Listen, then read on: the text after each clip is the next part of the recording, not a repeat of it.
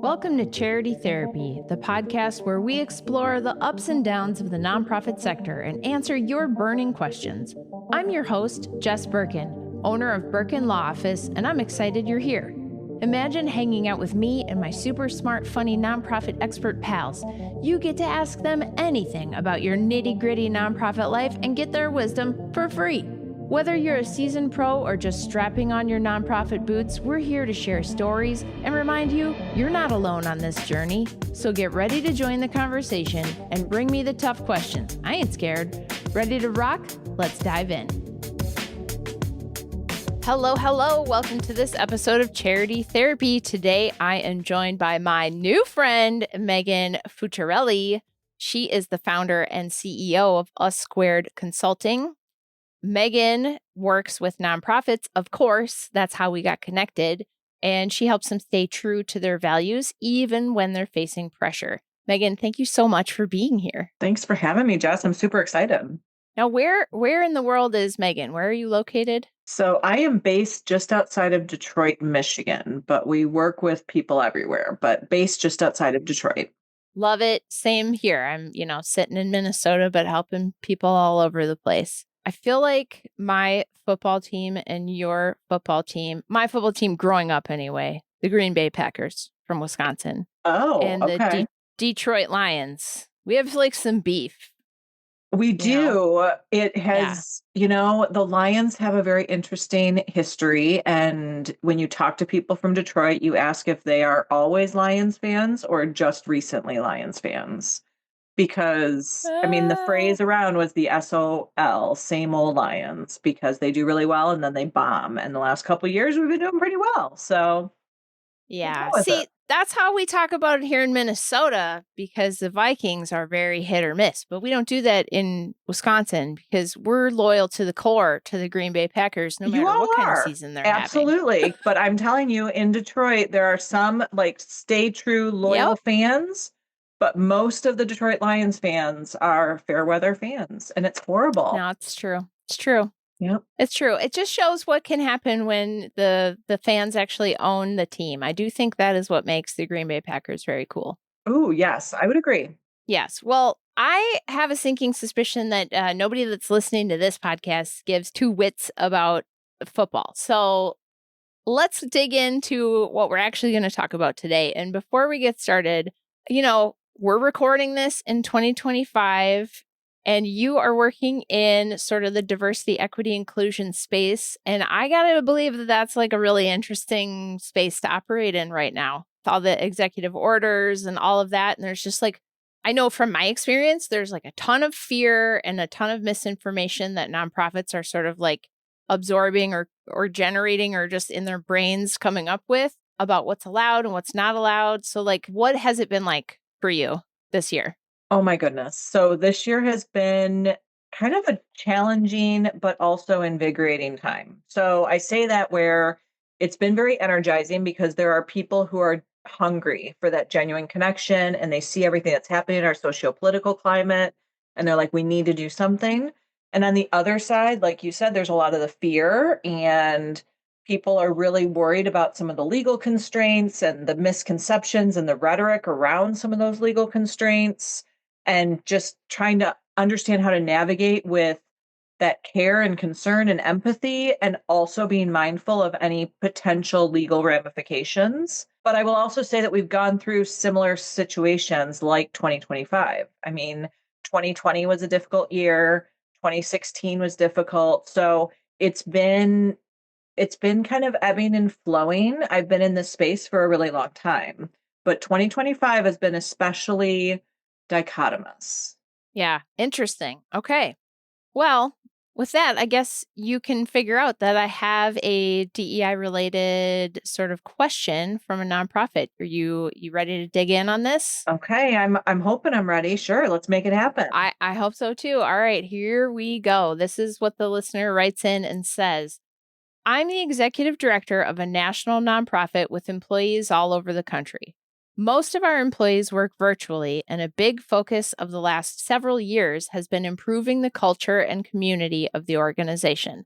As a part of that effort, we started a program of employee resource groups based around shared identities, LGBTQ+, Latinx, Black, AAPI, and a few others. The groups are all employee-driven. I recently learned of the revised EEOC guidelines that say these groups are considered discrimination. These groups are really popular among the majority of our staff, but I'm worried we could get in trouble. Do we need to discontinue this program, or are there other ways that we can do this to foster the same communities without the risk of a discrimination claim or a lawsuit? Ooh, I love this question. That's a juicy one. And Yeah. just full disclaimer, people, neither of us are employment lawyers, so Right. And I have to take say what we that. say with a grain of salt. Exactly. And first of all, I just want to thank the listener for sharing, because it's really evident that they care about their organization and that they want to continue the work, and they want to be mindful of not getting in trouble for continuing the work. So I think there's a lot to unpack. And the first thing is to really understand what the EEOC guidance really was. So in March of 2025, I think it was March, right? March? Yep, it was March. Okay, so in March, the EEOC, they joined together with the Department of Justice. They issued guidance. It was technical assistance guidance, and it flagged potential legal risk under the Civil Rights Act. So what they emphasized in that guidance was that even well-intentioned DEI programs like ERGs, et cetera, can cross the line. So they were saying that the guidance that they provided is that they cannot limit membership in workplace groups such as ERGs to certain groups. So that could be seen as unlawful segregation if you limit them. Now, there's a difference between employee resource groups and affinity groups, right? So an employee resource group is meant to be for anyone who either identifies as that identity and their allies or people who are interested in knowing more or helping others to know more about that identity. So I think the listener mentioned LGBTQ. They mentioned, see, what else did they mention? I think they mentioned Latinx, Latin, Black, Black, AAPI. Asian American, Pacific Islanders. Right. Yeah. So what I would recommend in this situation is, instead of only allowing people who identify as a member of that group to join the ERG, to say we're keeping these ERGs as opportunities to understand our community better, and we welcome everyone to join. The purpose of an ERG is to provide information and to help build a community of understanding and empathy around that group. So as long as you're not denying membership into the ERG, you are safe according to that guidance that was issued by the EEOC. When it becomes, and you're saying that's different than an affinity group? I just want to make sure we're clear on that. Can you kind of?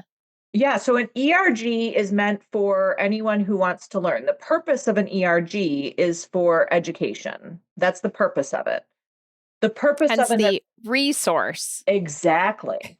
The purpose of affinity groups is people who identify in that category come together to create a sense of belonging and community. That is more exclusionary. So the guidance that we're giving some of our clients is to be very mindful around affinity groups and not have that be community sponsored or company sponsored. Have them be more informal social gatherings that people do within the organization. They might invite people, but it's not sponsored by the company themselves. It's an employee says, hey, I want to get together with other people as part of the LGBTQ community. Let's go have happy hour on Friday. As long as it is not sponsored by the company. And what I mean by that is they're not sending out emails saying everyone's invited or only LGBTQ members are invited. It's a member or an employee saying, I'm going to offer this opportunity. I happen to be part of this community and I would love to have other members come join me for a drink on Friday. So let me stop you there. Is the moving it outside of the company really important in your mind? For the affinity groups, if you are limiting membership, I would. Yeah, but not for an ERG? No, ERGs stay within the company lines because the purpose of ERGs is to be a resource. You don't need to limit membership. What you need to do is have really strong values of this is a safe place. You're not welcoming in people who are not allies to that community. You're saying, we don't care how you identify as long as you support this identity. Got it. Got it. I just think that's important because when I hear move it outside of the company, of course, you know me in my nonprofit birth control, I'm like, oh no. Oh, yeah, absolutely. All these groups are going to be like, oh, but we can't do this and we can't do that. We need insurance. And now we should start a new nonprofit. And I'm like, no, don't do that. Right. It's a happy hour, folks. Like, you're fine. Just keep it a happy hour. Exactly. And that's the biggest thing, is helping people understand the difference, right? Of an employee resource group, technically, the reason why they were created was to not limit membership. You want to bring in more people from outside identity to build allies and to build a community of belonging and a sense of community. That's what you want with an ERG. So the guidance, if organizations were running ERGs with that initial mindset, then there's really nothing within the guidance that they need to shift. However, many ERGs were running them like affinity groups. Gotcha. So that's the problem. And that's where there became some blurred lines. But if people are running ERGs as they were intended for resources and education and knowledge, and you are inviting anyone to it who wants to increase the knowledge around that identity within the organization, then the EEOC guidance really does not impact that at all.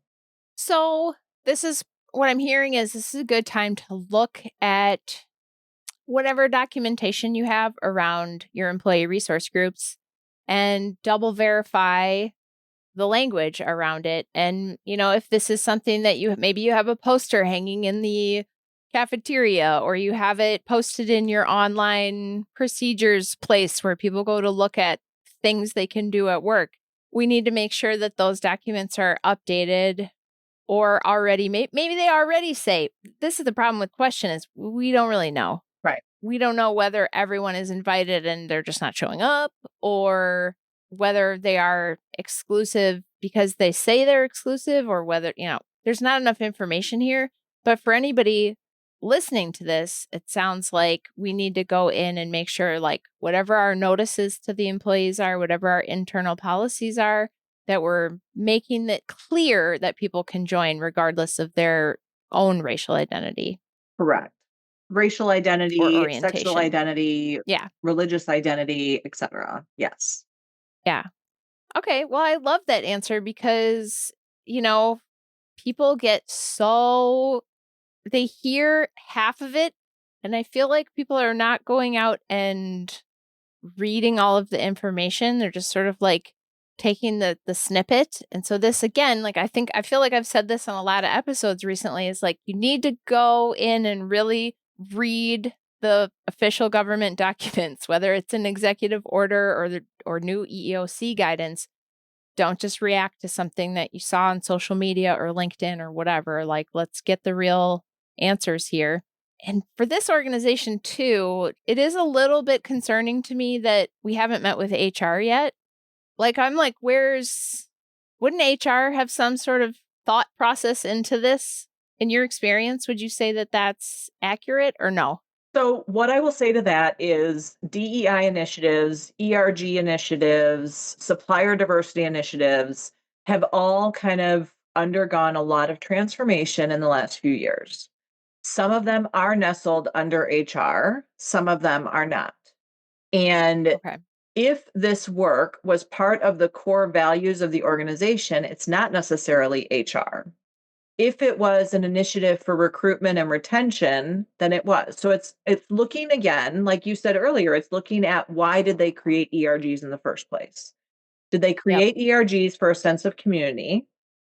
Then that might just be under leadership, not necessarily under HR, because when people feel like they belong to a community, they're more productive, which means operations are better, right? So all of that comes forward. If they're doing it because they want to retain more diverse talent, then that would be under HR. And I've seen more corporations put DEI work, ERG work back under HR recently because of some of the executive orders and legislation to try and safeguard, because no executive order is going to eliminate an HR program from an organization. That's not going to happen.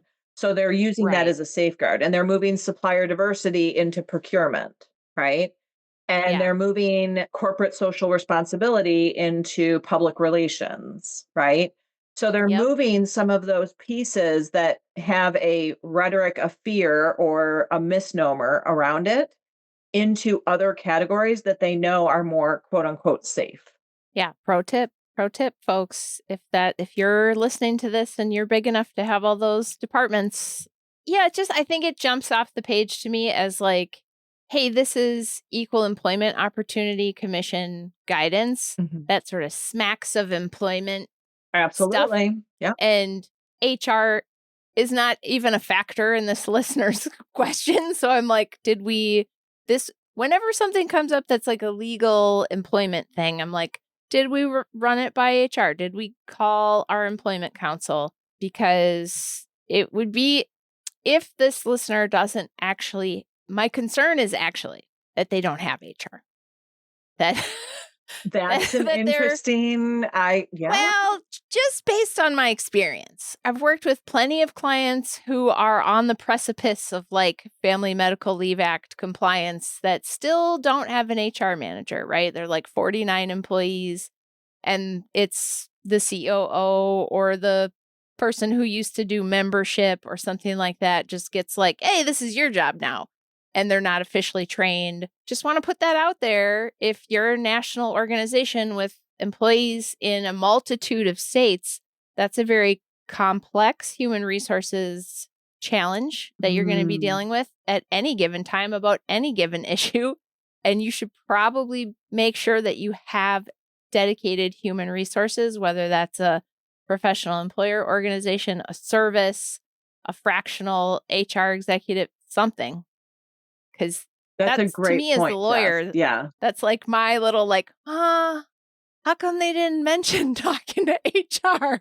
Like, Yeah. okay. So just, now might be the time to like level up professionally on a few fronts. And I love that your answer is like, you don't have to stop doing this, because I feel like the thing everybody jumps to is we have to stop. Mhm. And We're it's like a seeing knee-jerk so reaction. many knee-jerk reactions, and that's what causes the pendulum to go from one side to the other. I mean, that's the issue, is that fear comes in and people are saying, "Okay, we'll just stop everything." And we don't need to stop everything. We need to be mindful of our language. We need to be proactive so that we don't have to come back and change things later, but also stay true to your values and stay true to your beliefs and stay true to who you are as an organization. Because if you implemented ERGs because they were aligned to your values, there's no reason to stop that. If you implemented ERGs because you thought it was the cool, hip thing to do, then okay, stop doing them. Like, that's not the reason to continue, right? Yeah, exactly. Exactly. Well, I feel like there's few takeaways here. The first is anytime there's new equal employment opportunity guidance right now, probably a good time to run it by your HR provider, maybe an employment lawyer, somebody, get a second opinion. Second, just remember there's a difference between employee resource group and affinity group. Mm-hmm. And as long as you're allowing everyone to participate and the purpose is to build understanding and to be a resource, hence it's in the name, you're fine. We might need to update our paperwork, but like you can keep doing that. Mm-hmm. If you have a true affinity group, this is my third takeaway, we might want to move that out of the company Mm-hmm. because that shouldn't be company sponsored where it's limited to only people of this identity can join, right? Correct. And parsing those things can be complicated because some things are named wrong. It sounds like one thing, but it looks like another. So reviewing all your documents is important. And then really staying curious. And I think this is like right now, like this is just over and over again, the big one. Stay curious, do your research, get professional advice. Don't shoot from the hip, operate on a knee-jerk reaction. And remember, it's okay to stay true to your core values. Like you are a private corporation. You're a private nonprofit. Yes, we have to follow the law, Right. but we don't have to operate from a place of like fear and uncertainty and shutting down everything. And I'm sure you can testify to this, Jess. Executive orders, memos, guidance, none of those are law. Yeah. Right? I was like, do I bring this up? Do we want to go down this like rabbit none hole of that this like is law, but I'm not a guidance? lawyer, but I think that's just Yeah. important to note is executive orders, all of those things are things that change as soon as a different person comes into office. Exactly. They're not codified. They're not in law. Exactly. Right. And, you know, like we said, we're not employment litigators, but y'all, until and unless we start seeing cases where the judges are referring to and hanging their opinions on the guidance documents, you're fine. Just keep doing you, boo. Yeah. Okay. Megan, you're amazing. I love that you are out there able to like answer some of these questions for people. Where can people find you if they want to connect with you, learn more? How can people get a hold of you? So the easiest way would either go to our social media or our website. So we have, for myself personally, it's just Megan Fuciarelli, but it's spelled complex, like it's complex spelling. So the easy one is US2 Consulting. Our name is us squared, but our website is US2 consulting.com. And all of our information is there, all of our social media. Our handle is US2 Consulting. It's an easy way to get a hold of us. Love it. Thank you so much for being here. I really appreciate you taking the time. Folks, if you enjoyed this episode with Megan, if you know an organization that needs to like review their ERG documents, hey, share this episode with them. Leave us a rating on your podcast app. It really does help people find the show.